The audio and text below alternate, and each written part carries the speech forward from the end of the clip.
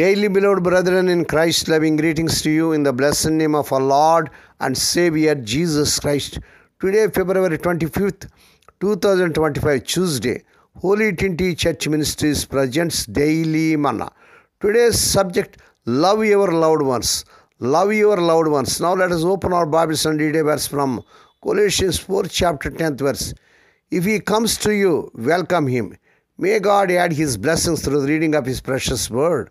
Dear children of God, saints of God, Amos was an overbearing extrovert and Danny was a loner racked with self-doubt. Somehow these extrovert geniuses became best friends. They spent a decade laughing and learning together. One day their work would receive a Nobel Prize. But Danny tired of Amos' self-centered ways and told him they were no longer friends. 3 days later, Amos called with terrible news. Doctors had found cancer and given him 6 months to live.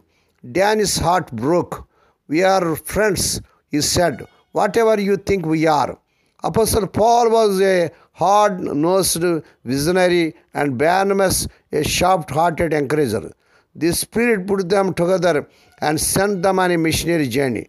Please read Acts 13 chapters 2nd to 3rd verses. They preached and started churches until their disagreement over Mark's desertions. Barnabas wanted to give Mark a second chance. Paul said he could no longer be trusted. So they split up. Please read Acts 15 chapter 36 to 41 verses. Apostle Paul eventually forgave Mark.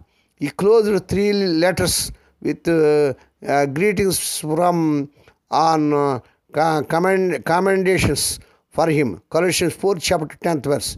2 Timothy 4 chapter 11th verse.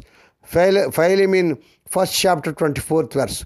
We don't know what happened with Barnabas. Did he live longer enough to be reconciled with Paul in this life? I hope so. Whatever your situation today, dear child of God, try to reach out to those with whom you may have had a falling out.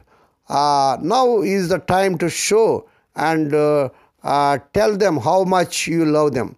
With whom do you need to reconcile? What can you do with your pain if that person is no longer living? May God bless these few words.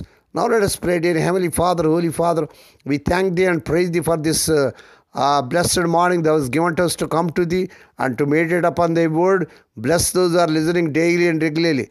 Bless those who are sharing Thy word to their friends and beloved ones.